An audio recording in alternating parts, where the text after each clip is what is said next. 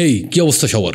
আজ আপনাদের ইয়েমেনের একটি ছোট্ট মেয়ের জীবনে ঘটে যাওয়া এক নির্মম সত্য ঘটনা শোনাবো। এই বাচ্চা মেয়েটির গল্প আপনার জীবনকে বদলে দিবে কিনা আমি জানি না, তবে বদলে দিয়েছিল হাজারো ইয়েমেনি শিশুর জীবন। মুভিটি দেখা শেষে এক অন্যরকম অনুভূতি নিয়ে কিছুক্ষণ নিস্তব্ধ হয়ে বসেছিলাম, যার কারণটা আপনারা পুরো গল্পটা দেখার শেষেই বুঝতে পারবেন। হয়তো আপনার একই অনুভূতি হবে, কারণ এটা শুধু একটি সিনেমা নয়, এটা এমন এক সত্য ঘটনা যা যুগ যুগ ধরে ছিল এবং এখনো আছে। তো কথা না বাড়িয়ে চলুন মুভির মূল গল্পে যাওয়া যাক। মুভির শুরুতে আমরা একটি ছোট্ট মেয়েকে চুপচাপ বসে থাকতে দেখি। এই মেয়েটির নাম হচ্ছে নুঝুম, যাকে নিয়ে আমাদের এই মুভির গল্প। নুজুমের মা তার আঁচল থেকে কিছু টাকা বের করেন আর নুজুমকে বলে পরিবারের জন্য বাইরে থেকে রুটি নিয়ে আসতে। নুজুম তার বোরকাটি পরে নেয়। সে যখন বের হচ্ছিল তার হাজবেন্ড তাকে জিজ্ঞেস করে কোথায় যাচ্ছ। নুজুম কোনো উত্তর দেয় না। আপনারা ঠিকই শুনেছেন, নুজুমের বয়স 10 বছর এবং সে বিবাহিত। নুজুম রুটির দোকানে আসে। সে লাইনে দাঁড়িয়েছিল। দোকানদার বারবার তার কাছে টাকা ছিল, কিন্তু নুজুমের তখন মনে পড়ে যায় এক বিভৎস স্মৃতির কথা।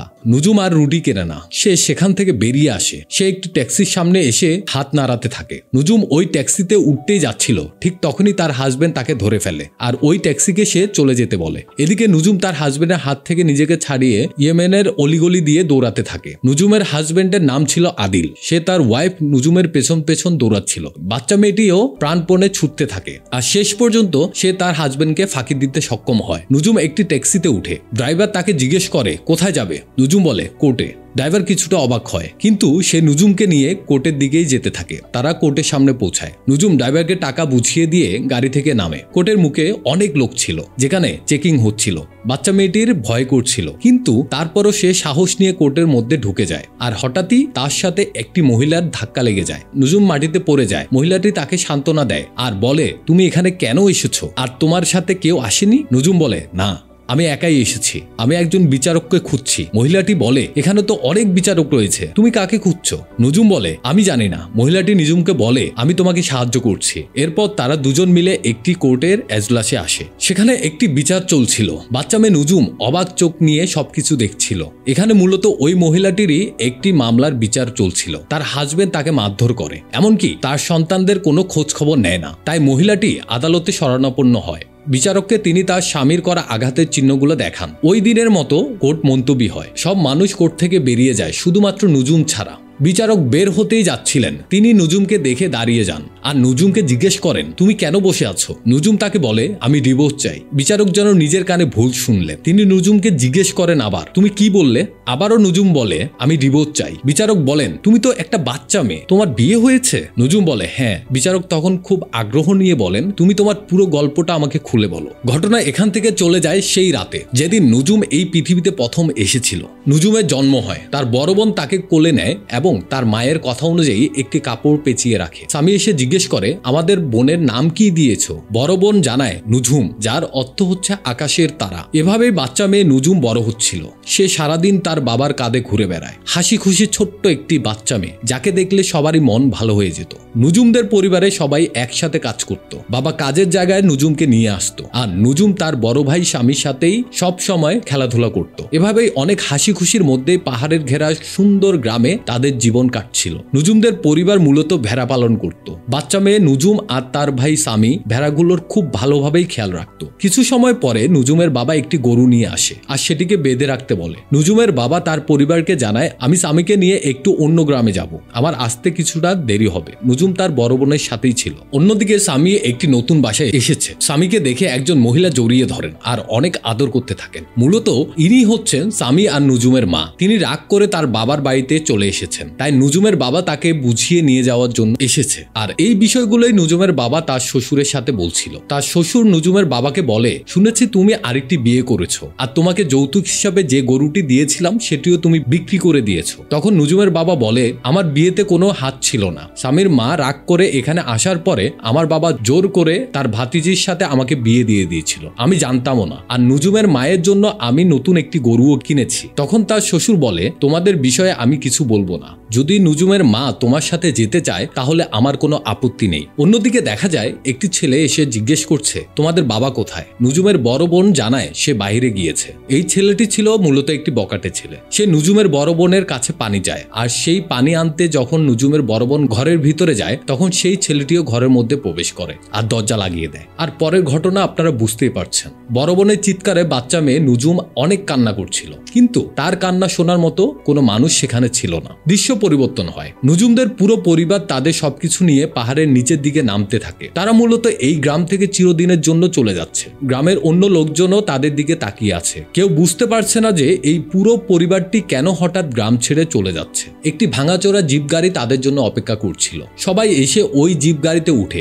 গাড়িটি পাহাড়ের ফাঁকা পথ দিয়ে নামতে থাকে। গাড়ির পিছনে বসে থাকায় সবার অনেক কষ্ট হচ্ছিল, কিন্তু তারপরে সবাই ধৈর্য ধরে বসেছিল। কিছুটা সময় পর গাড়িটি মেইন রোডে উঠে যায়। নুজুম আর সামি দুই ভাই বোন খুব অবাক হয়ে চারপাশটা দেখছিল। তারা কখনো গাড়িতে উঠেনি, এমনকি তারা এমন রাস্তাও কখনো দেখেনি। গাড়ি চলতে থাকে শহরের দিকে। ছোট্ট দুই ভাই বোন দূর থেকে পাহাড়ের উপরে থাকা তাদের গ্রাম দেখছিল। কত স্মৃতিকে তারা পেছনে ফেলে সামনের দিকে এগিয়ে চলেছে। বাচ্চা মেয়ে নুজুম সবকিছুই খুব উপভোগ করছিল। এক সময় তাদের গাড়ি ইয়েমেনের রাজধানী সানায় পৌঁছে যায়। চারদিকে অনেক ব্যস্ততা। এখানে কেউ কখনো শহর দেখেনি, তাই সবাই খুব অবাক চোখে চারপাশে তাকাচ্ছিল আর উঁচু উঁচু বিল্ডিং দেখছিল। এক সময় তাদের গাড়িটি একটি গলির মধ্যে এসে থামে। ড্রাইভার নুজুমের বাবাকে জানায়, আপনাদের এখানেই নামতে হবে, এটাই ঠিকানা। নুজুমের বাবা বাইরে নেমে সবাইকে গাড়ি থেকে নামতে বলে। তারপর একে একে সবাই গাড়ি থেকে নামে একটি ছোট্ট ঘরে প্রবেশ করে। এটাই এখন থেকে তাদের নতুন ঠিকানা। কিন্তু ঘরটি ছিল খুবই ছোট। নুজুমের মা তার স্বামীকে বলে, এইটুকু ঘরে আমরা সবাই মিলে একসাথে কিভাবে থাকবো? তখন নুজুমের বাবা উত্তর দেয়, গ্রাম থেকে যে টাকা নিয়ে এসেছি তার থেকে ভালো কোনো ঘরে আমরা থাকতে পারবো না। অন্যদিকে আমরা নুজুমকে দেখতে পাই, সে তাদের নতুন বাসা থেকে একা একা বের হয়েছে। বাচ্চা মেয়েটি খুব অবাক চোখে রঙিন শহরকে দেখছিল। তার কাছে সবকিছুই ভালো লাগছে। সে হাঁটতে হাঁটতে একটি খেলার মাঠের পাশে এসে দাঁড়িয়েছে। দেয়ালের ওপাশ থেকে সে অন্য বাচ্চাদের খেলা দেখছিল। সেখানে তার বয়সী কয়েকটি মেয়েও খেলছিল। সেই মেয়েগুলো নুজুমকে ডাক দেয় আর তাদের সাথে খেলতে বলে। খুব অল্প সময়ের মধ্যে নুজুমের তাদের সাথে খুব ভালো বন্ধুত্ব হয়ে যায়। ওই রাতে নুজুমরা যে মহল্লায় থাকে সেখানে একটি বিয়ের অনুষ্ঠান হচ্ছিল। নুজুম তার বড় বোনের সাথে সেই বিয়ের অনুষ্ঠান দেখতে এসেছে। সকল পুরুষরা একসাথে মিলে খালি গলায় গান করছিল। নুজুম আর তার বোন চায় নতুন বউকে দেখতে। নতুন বউ খুব সুন্দর একটি সাদা রঙের পোশাক পরেছিল। নুজুমের পোশাকটি দেখে খুবই পছন্দ হয়। সে তার বড় বোনকে বলে, আপু আমি আমার বিয়েতে এমনই একটি পোশাক পরবো। নুজুমের বড় বোন নুজুমকে ধমক দিয়ে বলে, চল এখন বাসায় যাই, অনেক দেরি হয়ে গিয়েছে। আর এর পরের দৃশ্যটা চলে যায় নুজুমের বিয়ের দিন। নুজুমের বাবা আর তার স্বামী আদিল সেই সাথে দুজন সাক্ষী মিলে স্থানীয় কাজীর বাসায় এসেছে। কাজীর এক পাশে আদিল বসেছে, অন্য পাশে নুজুমের বাবা। ইসলামিক সকল রীতিনীতি মেনেই নুজুমের বাবা আদিলের সাথে তার মেয়ের বিয়ে দেন। বিয়ে পড়ানো শেষে সবার মাঝে খেজুর বিতরণ করা হয়। এদিকে বিয়ে উপলক্ষে নুজুমদের সেই ছোট্ট ঘরটি সকল মহিলারা মিলে গোছগাছ করছিল। কিছুক্ষণের মধ্যে ছেলের বাড়ি থেকে আত্মীয় স্বজনরা চলে আসে। অন্যদিকে নুজুমকে সাজানো হচ্ছিল। কিন্তু এই বাচ্চা মেয়েটি এখনো বুঝতে পারছে না বিয়ের সত্যিকারের মানে কি। তার মা যখন তাকে বিয়ের পোশাক পরাচ্ছিল, নুজুম বলে, এই পোশাকটি আমার একদমই পছন্দ হয়নি। আমি ওই রকম একটি সাদা পোশাক পরতে চাই, যে পোশাক আমি একটি বিয়েতে দেখেছিলাম। নুজুমের মা বলে, তোমাকে তোমার স্বামী যেটাই দিয়েছে তোমাকে সেটাই পরতে হবে। বাচ্চা মেয়ে নুজুমের জন্য বানানো হাতের আংটিটাও তার থেকে অনেক বড়। নুজুমকে সাজিয়ে গুছিয়ে সবার সামনে নিয়ে আসা হয়েছে। এখানে শুধু মহিলারাই বসেছেন। নুজুমকে সবাই হাততালি দিয়ে বরণ করে নেয়। বাচ্চা মেয়ে নুজুম খুবই লজ্জা পাচ্ছিল। নুজুম একপাশে চুপচাপ বসেছিল। সবাই নুজুমকে খুব ভালোভাবে দেখছিল। এরপর অন্য দুটি মেয়ে সবার সামনে নৃত্য পরিবেশন করে। ওইখানে বসে থাকা মহিলারা নিজেদের মধ্যে গল্প করছিল। নিঝুমের এক বান্ধবী তাকে খুঁজতে খুঁজতে তাদের বাড়িতে চলে আসে। সে দূর থেকে ইশারায় ডাক দেয়। নিঝুম সাথে সাথেই সেখান থেকে উঠে যায়। নিঝুমের বান্ধবী তাকে জিজ্ঞাসা করে, তোর এই কি অবস্থা, আর তুই কেন আজ খেলতে আসিস নিয়ে? নুজুম বলে, আর বলিস না, মা জোর করে আমাকে এভাবে সাজিয়ে দিয়েছে। আর তারপর সে তাড়াতাড়ি তার বিয়ের পোশাকগুলো খুলে, কারণ তাকে এখন খেলতে যেতে হবে। তারপর দুই বান্ধবী প্রতিদিনের মতো মাঠে গিয়ে খেলা শুরু করে। নুজুমের বান্ধবী বলে, তোর হাতের আংটিটা বড় হয়ে গিয়েছে। নুজুম বলে, হ্যাঁ। তখন নুজুমের বান্ধবী বলে, আমার একটা পরিচিত দোকান আছে, যেখান থেকে ছোট করে নিস। তার বান্ধবীর সাথে সেই দোকানে যাওয়ার পথে নুজুমের চোখ আটকে যায় একটি দোকানের পুতুলের দিকে। সেখানে থাকা একটি পুতুল তার ভীষণ পছন্দ হয়ে যায়। এরপর নুজুম তার বান্ধবীর সাথে স্বর্ণের দোকানে যায়,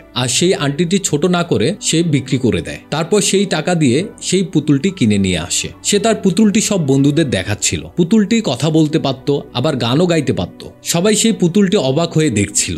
এর মধ্যে নুজুম নুজুমের ভাই সেখানে আসে এবং নুজুমকে ডাকতে থাকে। নুজুম তার কেনা পুতুলটি নিয়ে ভাইয়ের দিকে আসে। সামিও খুব খুশি হয় পুতুলটি দেখে। দুই ভাই বোন মিলে খুব খুশি মনে বাড়ি ফিরছিল। পথে তাদের বাবার সাথে দেখা হয়। বাবা দুজনকে বকা দেয় আর নুজুমকে বলে, আজ তোমার বিয়ের দিন আর তোমার হাতে এটা কি? এটা বলে তার বাবা তার হাত থেকে পুতুলটি ফেলে দেয়। তাকে বাসায় নিয়ে যেতে থাকে এবং নুজুম পুতুলটির জন্য কাঁদতে থাকে। তার বাবা তার কোনো কথাই শুনে না, বরং মুখ চেপে ধরে বাড়িতে নিয়ে যায়। বাড়িতে এসেই তার মাকে তার বাবা বলে, তুমি এক্ষুনি নুজুমকে রেডি করে দাও, বাইরে ওর স্বামী গাড়ি নিয়ে অপেক্ষা করছে। বাচ্চা মেয়ে নুজুম তখনও তার পুতুলের জন্য কান্না করছিল। তখন তার মা তাকে বুঝিয়ে বলে যে আমাদের মেয়েদের জীবন এমনটাই, একটা সময় পর আমাদের স্বামীর ঘরে চলে যেতে হয়। এর মধ্যে অন্য একটা বাচ্চা মেয়ে আসে তার পুতুলটি তাকে ফিরিয়ে দিতে। পুতুল পেয়ে সে অনেক খুশি হয়ে যায়। এরপর তার বাবা এসে তাকে নিয়ে যায় এবং গাড়িতে উঠিয়ে দেয়। নুজুমের বাবা আদিলকে বলে, আমার মেয়েটিকে তুমি দেখে রেখো। আদিল নুজুমের বাবাকে কথা দেয়। এরপর সবার থেকে বিদায় নিয়ে গাড়ি চলতে শুরু করে। নুজুম তখনও তার পুতুলটি তার কোলে চেপে ধরে বসেছিল। বাচ্চা মেয়ে নুজুম গাড়ির জানালা দিয়ে বাহিরের দিকে তাকিয়ে আছে আর দেখতে পায় পাশের একটা গাড়িতে তার ভাই সামি যাচ্ছে। সামি অন্য বাচ্চাদের সাথে কাজে যাচ্ছে। নুজুম তার ভাইকে দেখে ডাকতে থাকে, কিন্তু নুজুমের আওয়াজ গাড়ি কাজ ভেদ করে বাহিরে আসে না। গাড়ি চলতে চলতে শহর থেকে এক প্রত্যন্ত গ্রামে চলে আসে। আদিলের পুরো পরিবার আগে থেকে অপেক্ষা করছিল। নুজুমদের গাড়ি এসে থামে। গ্রামের সর্দার বন্দুকের গুলি চালিয়ে নুজুমদের স্বাগত জানায়। নুজুম অনেক ভয় পায়। কিছু সময় পর কিছু মহিলা এসে নুজুমকে গাড়ি থেকে নামায়। বাচ্চা মেয়ে নুজুম তখনও তার পুতুলটি তার কোলে চেপে ধরেছিল। চারদিকে এক উৎসব মুখর পরিবেশ। সবাই মিলে ধীরে ধীরে আদিলের বাসার দিকে যাচ্ছে। পুরো গ্রামের লোকজন একত্রিত হয়েছে। বাড়ির মহিলারা খুব অদ্ভুতভাবে নুজুমকে বরণ করে নেয়। এরপর একটি মহিলা নুজুমকে একটি রুমে নিয়ে আসে এবং বলে, এখন থেকে এটাই তোমার ঘর, আমি হলাম তোমার শাশুড়ি। নুজুমের শাশুড়ি সেখান থেকে চলে যায়। বাচ্চা মেয়ে নুজুমের ভয় লাগছিল। তার পুতুলটিকে তার পাশেই ঘুম পাড়িয়ে দেয়। ওই দিন রাতের বেলায় নুজুম তার শাশুড়ির সাথে খেতে বসেছিল। তার শাশুড়ি তাকে অনেক কিছুই বোঝাচ্ছে। অন্যদিকে গ্রামের পুরুষেরা গান বাজনায় ব্যস্ত। আদিল সেখান থেকে বিদায় নিয়ে বাড়ি চলে আসে। আদিল বাসায় আসা মাত্রই তার নতুন বউ সম্পর্কে তার মায়ের কাছ থেকে অনেকগুলো অভিযোগ শুনতে পায়। নুজুম সারাদিন ঘরে চুপচাপ বসেছিল। সে কোনো প্রশ্নের উত্তর দেয় না, কারোর সাথে কোনো কথা বলে না। তার স্বামী তাকে রুমের মধ্যে ডাকতে শুরু করে। নুজুমের ভয় করছিল, কিন্তু তার স্বামী এসে তাকে ধরে নিয়ে যায় রুমের মধ্যে। বাচ্চা মেয়েটি অনেক আর্তনাদ করছিল। পরের দিন সকালবেলা নুজুমের ঘুম ভাঙে তার শাশুড়ির ঝাড়িতে। এই বাড়িতে এত বেলা করে ঘুমানো যাবে না, যাও এক্ষুনি পাহাড়ের নিচ থেকে পানি নিয়ে আসো। বাচ্চা মেয়েটি কলসি নিয়ে বেরিয়ে পড়ে পানি আনতে। পাহাড়ের খাটটা ছিল অনেক নিচে। পানি নেওয়ার থেকে পানি নিয়ে উপরে উঠাটাই ছিল অনেক বেশি কষ্টের। কিন্তু তার কাজ শুধু পানি নিয়ে আসার মধ্যেই সীমাবদ্ধ ছিল না। তাকে ভুট্টা খেতে যেতে হতো, ঘাস সংগ্রহ করতে হয়, সেগুলো নিয়ে সে বাসায় আসে। সেখান থেকে যেতে হয় গম সংগ্রহ করতে এবং বাড়ির সকল ধরনের রান্নার কাজও এই ছোট্ট 10 বছরের মেয়েটি করত। সময়ের সাথে সাথে নুজুম তার জীবন নিয়ে অনেক বিরক্ত হয়ে উঠেছিল। কেনই বা হবে না বলুন? আমরা যারা এই ভিডিওটি দেখছি, আমরা কে এমন আছি যারা 10 বছর বয়সে এমন কিছুর অভিজ্ঞতা নিয়েছি, এমন করুণ পরিস্থিতির মধ্য দিয়ে গিয়েছি? আপনাদের কারোর সাথে এমন হয়ে থাকলে অবশ্যই কমেন্ট করে জানাবেন। গল্পে ফিরা যাক। আবার মনে করিয়ে দেই, এই গল্পটি সাধারণ কোনো গল্প নয়, এটি বাস্তব ঘটে যাওয়া একটি নির্মম ঘটনা। সে একদিন একটি উঁচু পাহাড়ের কিনারায় এসে চুপচাপ বসেছিল। তখন পেছন থেকে তার হাজবেন্ড আসে আর তাকে জিজ্ঞেস করে, তুমি এখানে কি করছো? নুজুম বলে, তুমি আমার কাছে আসলে আমি এখান থেকে লাফ দিব। আদিল বলে, কি হয়েছে? নুজুম বলে, কি হয়েছে তা সবকিছুই আপনি জানেন, আমি সকল কিছু থেকে মুক্তি চাই। আদিল নুজুমকে বলে, এখানে বসে থাকলে হায়না এসে নিয়ে যাবে। কিন্তু নুজুম তাও চুপচাপ সেখানেই বসেছিল। সে দূর থেকে কিছু হায়নার ডাক শুনতে পায় আর এই সুযোগে আদিল এসে তাকে ধরে নিয়ে যায়। ওই রাতে আদিল নুজুমকে অনেক মারে আর বলতে থাকে, তোর বাবার কাছ থেকে আমি তোকে কিনে নিয়েছি, তোর বাবাকে কতগুলো টাকা দিয়েছি তোর কোনো আইডিয়া আছে? একটি বিভৎস রাত পার করে নুজুম। পরের দিন সকালবেলা আদিল কাজে চলে যায়। নুজুমের এখন থেকে ঘর থেকে বের হওয়া নিষেধ। নুজুমের সে অনেক চেষ্টা করেও বের হতে ব্যর্থ হলে সে নিজেকে বাথরুমে বন্দি করে ভেতর থেকে দরজা লাগিয়ে দেয়। দেয়ালের সাথে সে নিজের মাথা জোরে জোরে লাগিয়ে নিজেকে আঘাত দিচ্ছিল। বিকেলে যখন আদিল ফিরে আসে, সে তার মায়ের কাছ থেকে জানতে পারে নুজুম সারাদিন নিজেকে বাথরুমে বন্দি করে রেখেছে আর ভেতর থেকেও নুজুমের কোনো সারা শব্দ পাচ্ছিল না। তাই বাধ্য হয়ে আদিল বাথরুমের দরজা ভেঙে ফেলে। বাচ্চা মেয়েটা অজ্ঞান হয়ে মেঝেতে পড়েছিল। আদিল তাকে বাইরে নিয়ে আসে। তখন আদিলের মা আদিলকে বলে, এমন বেয়াদব মেয়ে আমি কখনো দেখিনি, ওকে নিয়ে কয়েকদিন ওর বাড়ি থেকে ঘুরে আসো। পরের দৃশ্যেই দেখা যায় নুজুম তাদের বাড়িতে চলে এসেছে। সে তার মাকে জড়িয়ে ধরে অনেক কাঁদছিল। তার মা তাকে সান্ত্বনা দিচ্ছিল। ঘরের মধ্যে আদিলও প্রবেশ করে। নুজুমের বাবা তাকে স্বাগতম জানায়। নুজুম তার মায়ের সাথে অন্য রুমে চলে যায়। নুজুম অনেক কাঁদছিল আর সে তার মাকে বলছিল, মা আমি আর কখনোই ওই বাড়িতে যেতে চাই না, ওই লোকটা অনেক খারাপ। নুজুম তার মায়ের কানে কানে বলে প্রতি রাতে তার স্বামী তার সাথে কিভাবে শারীরিক নির্যাতন করে। তখন নুজুমের মা নুজুমকে বলে, মা, সে তোমার স্বামী হয়, তোমার উপর তার অধিকার রয়েছে। নুজুম তার মায়ের কথায় খুব হতাশ হয়ে সে তার মাকে বলে, তুমিও বদলে গেলে বাবার মতো, আমার কষ্টটা তুমি একবারও বুঝলে না।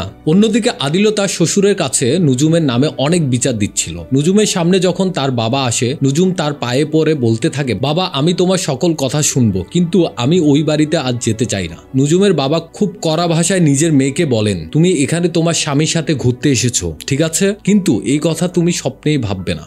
ঘটনা বর্তমানে চলে আসে। একজন নিরাপত্তা কর্মী এসে বিচারককে জানায়, স্যার, কোর্ট বন্ধ হয়ে গিয়েছে, এখন শুধু আপনি আর আমি বাকি আছি। বিচারক নুজুমকে বলে, আমাকে এখন যেতে হবে, আগামীকাল তো কোর্ট বন্ধ, তাই তুমি 2 দিন পর আমার সাথে দেখা করবে, আমি তোমার মামলাটা দেখব। তবে মনে হয় না কোনো ফল আসবে, কারণ আমাদের দেশে বাল্যবিবাহের কোনো আইন নেই। বিচারক বেরিয়ে যান। বাইরে তার গাড়ি অপেক্ষা করছিল।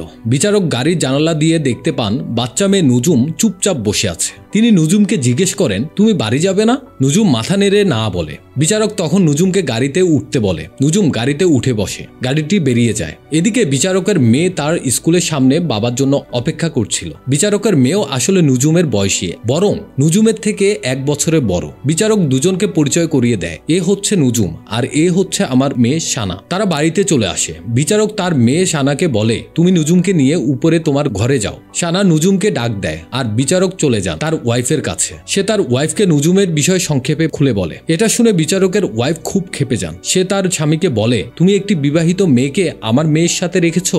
এটা বলে সে রওনা দেয় মেয়ের রুমের দিকে। কিন্তু রুমে গিয়ে যখন সে নুজুমের মায়া ভরা মুখটা দেখে, তখন তার সকল রাগ একদম পানি হয়ে যায়। সে জিজ্ঞেস করে, তোমার নাম কি নুজুম? উত্তর দেয়, হ্যাঁ। সে তার মেয়ে শানাকে বলে, তোমার কিছু কাপড় নুজুমকে পরতে দাও। নুজুম আর শানা ওই রাতে একই সাথে ঘুমিয়েছিল, কিন্তু নুজুম ঘুমের মধ্যে অনেক দুঃস্বপ্ন দেখছিল। তার অতীতের কথা মনে পড়ছিল। সে ভয়ে অনেক ঘামছিল।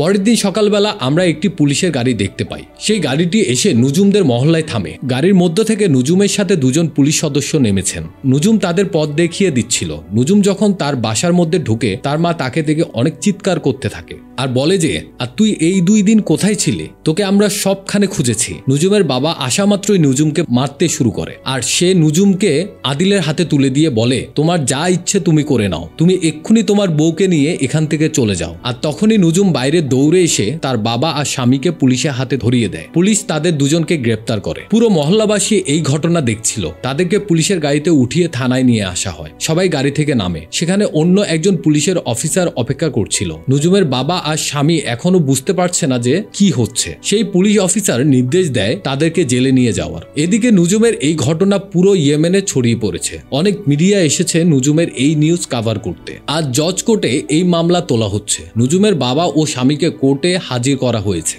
বিচারক সবাইকে চুপ করতে বলেন। নুজুমের পক্ষের উকিল উঠে দাঁড়ান। তিনি এবার বিচারককে বলতে শুরু করেন, এই বাচ্চা মেয়েটিকে তার পরিবার জোর করে বিয়ে দিয়েছে। তার স্বামী তার উপর অমানবিক নির্যাতন করে, তার ইচ্ছের বিরুদ্ধে তার সাথে রাত কাটায়, এছাড়াও নানাভাবে তাকে মানসিক অত্যাচার করে। আমরা চাই নুজুমের সাথে তার স্বামীর ডিভোর্স হোক, যাতে কোনো বাবা মা এবং কোনো স্বামী এমন বাচ্চা মেয়েকে বিয়ে না দেয় বা বিয়ে না করে। বিচারক এবার নুজুমের স্বামীকে জিজ্ঞেস করে, আপনার পক্ষে কি কোনো উকিল রয়েছে? আদিল বলে, আমার কেন উকিল লাগবে, আমি তো কোনো অপরাধ করিনি। বিচারক বলেন, তাহলে কি আপনার বিরুদ্ধে করা এই অভিযোগগুলো মিথ্যে? আদিল বলে, এই সকল বিষয় আমাদের স্বামী স্ত্রীর ব্যাপার, আমি ইসলামিক রীতি মেনেই নুজুমকে বিয়ে করেছি। এই কথা শুনে বিচারক কিছুটা রেগে যান আর বলেন, আপনি কি আসলে ইসলামিক রীতি মেনেছেন? যাই হোক, সেই বিষয়ে আপনার সাথে পরে আসছি। এবার বিচারক নুজুমের বাবাকে জিজ্ঞেস করে, আপনি এত ছোট্ট একটি মেয়েকে কেন বিয়ে দিয়েছেন? নুজুমের বাবা বলে, আমি আর 5টা বাবার মতোই আমার মেয়েকে বিয়ে দিয়েছি, এটা আমার দায়িত্ব। বিচারক বলে, ওর বয়স কত?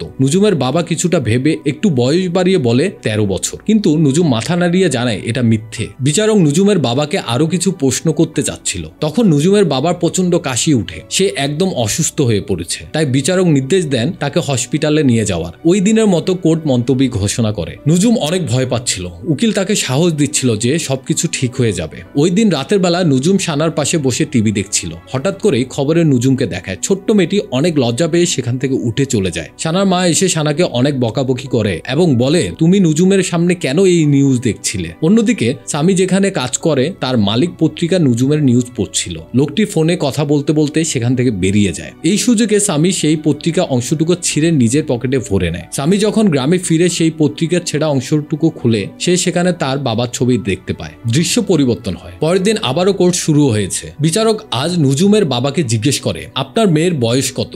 নুজুমের বাবা আজ বলে, আমি জানি না। বিচারক বলেন, এত অল্প বয়সের কেন মেয়েটাকে বিয়ে দিলেন? নুজুমের বাবা বলেন, আমাদের গ্রামে এটা খুবই স্বাভাবিক বিষয়। নুজুমের বয়সে অনেক মেয়ের বিয়ে হয়ে গিয়েছে, আর এই বিষয়টি নিয়ে তো তাদের বাবা মাকে কখনো কাঠগড়ায় দাঁড়াতে হয়নি, আমাকে কেন দাঁড়াতে হলো? বিচারক এবার জিজ্ঞেস করেন, বাচ্চা মেয়েটির এত তাড়াতাড়ি বিয়ে দেওয়ার পেছনে কি কোনো কারণ রয়েছে? নুজুমের বাবা বলে, আমি ভয় পাচ্ছিলাম তাই বিয়ে দিয়েছি। বিচারক জিজ্ঞেস করেন, কিসের ভয়? নুজুমের বাবা কিছুটা ইতস্তত বোধ করে আর চারপাশে তাকিয়ে বিচারককে বলে, আমি এত মানুষের সামনে সেটা বলতে পারবো না, আমি সেটা শুধুমাত্র আপনাকেই বলতে চাই। বিচারক নুজুমের পরিবারের বাইরে সবাইকে কোর্ট থেকে বাহিরে বের হয়ে যেতে বলে। সবাই বের হয়ে যায় আর কোর্টের দরজা বন্ধ করে দেওয়া হয়। নুজুমের বাবা এবার বিচারককে বলে, আমি ভয় পাচ্ছিলাম নুজুমের ভাগ্য আমার বড় মেয়ের মতোই কিছু ঘটে। এ কথা বলার মাঝে আদিলদের সেই গ্রামের সর্দার অস্ত্র নিয়ে ঢুকে যায়। কোর্টের মধ্যে সে বিচারককে কড়া ভাষায় বলতে থাকে যে আপনি কোন আইনে আদিলকে এখানে আটকে রেখেছেন। বিচারক গ্রাম প্রধানকে শান্ত হতে বলেন। গ্রাম প্রধান বিচারককে বলে, আমি এখন আদিল আর তার ওয়াইফকে এখান থেকে নিয়ে যাব আর গ্রামে নিয়ে আমার মতো করেই তাদের বিচার করব। বিচারক বলেন, আপনি তো বিচারই করবেন, তাহলে একটু ধৈর্য ধরে শুনুন নুজুমের বাবা কি বলতে চায়। গ্রাম প্রধান কিছুটা ইতস্তত বোধ করে এবং বসতে রাজি হয় আর তাদের দেহরক্ষীদের বাহিরে যেতে বলে। নুজুমের বাবা এবার বলতে শুরু করে, আমি আমার গ্রামে আমার পরিবার নিয়ে সম্মানের সাথেই খুব ভালোভাবেই ছিলাম, কিন্তু একদিন গ্রামের মোড়লের ছেলে আমার বড় মেয়ে সর্বনাশ করে। আমি বুঝতে পারছিলাম না যে কি করব। আমি ছেলেটাকে মেরে ফেলতে চেয়েছিলাম, কিন্তু আমার ওয়াইফ আমাকে বোঝায় তুমি গ্রাম প্রধানের কাছে বিচার দাও, তিনি নিশ্চয় কোনো সমাধান দিবেন। আমি সাথে সাথে চলে গিয়েছিলাম গ্রাম প্রধানের বাসায়, সেখানে সেই ছেলের বাবাকেও ডাকা হয়। বিচারে বলা হয় এই অপরাধের বিনিময়ে ছেলের বাবা আমাকে দুটো গরু দিবেন, একটি আমাকে আরেকটি আমার মেয়েকে, সেই সাথে ওই ছেলে আমার মেয়েকে বিয়েও করবে। আমি বিচারে সন্তুষ্ট ছিলাম, কিন্তু ওই ছেলে গ্রাম ছেড়ে পালিয়ে গিয়েছিল আর এরই মধ্যে ঘটনা পুরো গ্রামে জানাজানি হয়ে গিয়েছিল। আমার মেয়েটা কোনো অপরাধ না করেই সে বাইরের কারো কাছে মুখ দেখাতে পারত না। আমি বাসা থেকে বের হতে পারতাম না। এটা যে একজন বাবার জন্য কতটা কষ্টের শুধু যার সাথে হয়েছে সেই বুঝে। আমি বাধ্য হয়ে আমার জমি ও ভেড়াগুলো বিক্রি করে দিয়েছিলাম আর পুরো পরিবার নিয়ে মাথা নিচু করে শহরে চলে এসেছি। কিন্তু এই শহরে আসার পর থেকেই বুঝতে পারলাম এই শহরের জীবন আসলে এতটা সহজ নয়। একটু কাজের জন্য প্রত্যেক দিন লড়াই করতাম, কিন্তু ভাগ্যের কোনো পরিবর্তন হতো না, কারণ গ্রাম থেকে এসেছি, কেউ কাজে নিত না। আমাদের জমানো টাকাগুলো ধীরে ধীরে শেষ হয়ে আসছিল। সামান্য পরিমাণে খাবার সবাই মিলে ভাগ করে খেতাম। এরই মধ্যে বাড়িওয়ালা সেখানে চলে আসে আর সে নুজুমের বাবাকে বলে, আপনার এখনো 2 মাসের ভাড়া বাকি, শুধুমাত্র এই বাচ্চাদের মুখের দিকে তাকিয়ে আপনাকে আরো 2 দিন সময় দেওয়া হলো, আর এর মধ্যে যদি ভাড়া দিতে না পারেন তাহলে আপনাকে ঘাট ধরে বের করে দেওয়া হবে। এটাই ফাইনাল এবং শেষ ওয়ার্নিং। লোকটি চলে গেলে নুজুমের বাবা খুব লজ্জা ভরা কণ্ঠে বলে, গ্রাম থেকে যতটুকু টাকা এনেছিলাম সবই শেষ, কাল থেকে কি খাবো আমি জানি না। তার পরের দিন থেকে নুজুমদের পুরো পরিবার সকল সদস্য রাস্তায় ভিক্ষা করতে নেমেছিল। বাচ্চারা গাড়িতে গাড়িতে যেয়ে টাকা চাচ্ছিল।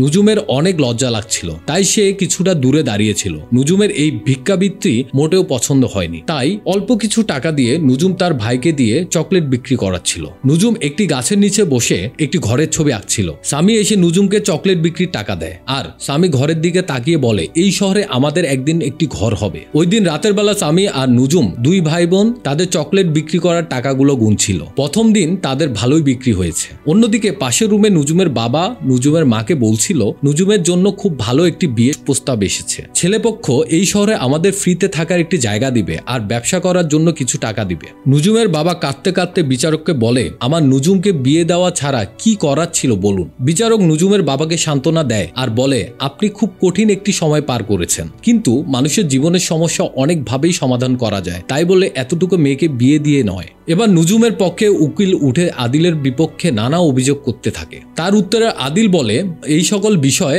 আমার এবং আমার ওয়াইফের, আপনি কেন আমাদের মাঝে নাক গলাচ্ছেন? এরই মধ্যে নুজুমের ভাই স্বামী কোর্টের মধ্যে ঢোকে। সবাই স্বামীর দিকে তাকিয়ে আছে। নুজুম তাকে হাতের ইশারা করে ডাকে এবং তার পাশে বসায়। এবার উকিল বিচারককে বলতে থাকে, নুজুমের এই ঘটনা কোনো ব্যতিক্রম ঘটনা নয়। আমাদের দেশে হাজারো শিশু একই ঘটনা ঘটে। প্রতি বছর অনেক শিশু এমন অল্প বয়সে বিয়ে হবার ফলে মা হচ্ছে এবং মা হতে গিয়ে অনেকেই মারা যাচ্ছে। আসলে আমরা প্রত্যক্ষভাবে না হলেও পরোক্ষভাবে ওই শিশুগুলোকে মেরে ফেলছি। আজ যদি নুজুম এখানে এখানে ন্যায় বিচার না পায় তাহলে ভবিষ্যৎ প্রজন্মের অনেক শিশুকেই আমরা মৃত্যুর দিকে ঠেলে দিব। আমার আর কিছু বলার নেই। এবার আদিলের গ্রাম প্রধান উঠে দাঁড়ান আর বিচারককে বলে, আমাদের গ্রামে এবং আমাদের পূর্বপুরুষের অনেক অল্প বয়সে মেয়েদের বিয়ে হতো, আমাদের মা দাদিদেরও অনেক অল্প বয়সে বিয়ে হয়েছে, আর এটাই আমাদের রীতিনীতি। একথা শুনে আদিল খুবই সাহস পায়। সে বিচারককে বলে, আমি তো ধর্মীয় সকল রীতিনীতি মেনেই বিয়ে করেছি। বিচারক এবার আদিলকে ধমক দেয় আর তাকে বলে, কোন শিশুকে বিয়ে করা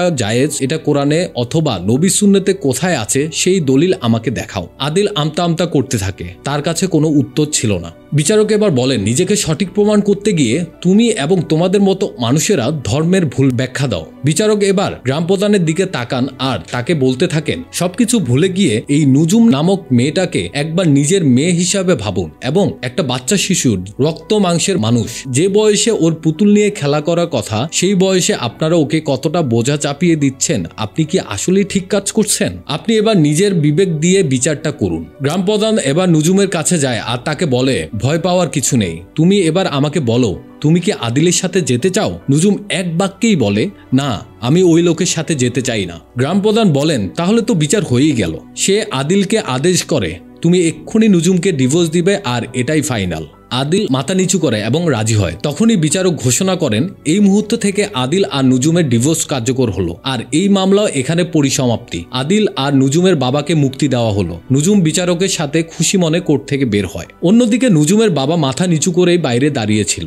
নুজুমের ছোট ভাই সামি সেখানে ছিল। নুজুমের বাবা হাতের ইশারায় তার মেয়েকে ডাক দেয়, কিন্তু নুজুম তার মুখটি ঘুরিয়ে নেয়। সে তার বাবার সাথে যেতে চায় না। তখন সামি তার বোনের হাত ধরে নিয়ে আসে। নুজুম তার ভাইকে জড়িয়ে ধরে। পরের দৃশ্যে দেখা যায় নুজুমের এই ডিভোর্সের খবর পুরো ইয়েমেন জুড়ে ছড়িয়ে পড়ে। অন্যদিকে আমরা নুজুমকে দেখতে পাই বাসের জানালার পাশে। তার সামনেও একটি খবরের কাগজ রাখে। প্রথম পাতাতেই তার ছবি। নুজুম বাস থেকে নামে আর আমরা বুঝতে পারি নুজুমকে ওই বিচারক তার মেয়ে যে স্কুলে পড়ে সেই স্কুলে ভর্তি করে দিয়েছে। নুজুমের জীবনটা নষ্ট হয়নি, আর 5টা বাচ্চার মতো করেই সে তার শৈশব উপভোগ করছে। আর নুজুমের এই খুশির মুহূর্তের মধ্য দিয়েই এই সত্য ঘটনাটি এখানেই শেষ হয়। নুজুমের মতো এখনও অনেক অনেক মেয়ের জীবনে এমন ঘটনা ঘটে চলেছে, হয়তো কিছু দারিদ্রতার জন্য, নয়তো কিছু লোভের কারণে। আমরা এই সত্য ঘটনা করা মুভি থেকে একটা ভালো শিক্ষা নিতে পারি, যেটা আমাদের কাছের মানুষের ভাগ্য পরিবর্তন করে দিতে পারে। আশা করি আপনাদের এই ঘটনা খুবই ভালো লেগেছে আর একটি সত্য ঘটনা জানতে পেরে বেশ আনন্দ লাগছে যে এই ছোট্ট মেয়েটির জীবন পরে খুব ভালো একটি পর্যায়ে গিয়েছে। সাবস্ক্রাইব করে পরের কোনো সত্য ঘটনায় নির্মিত মুভি দেখার জন্য প্রস্তুত থাকুন। ধন্যবাদ।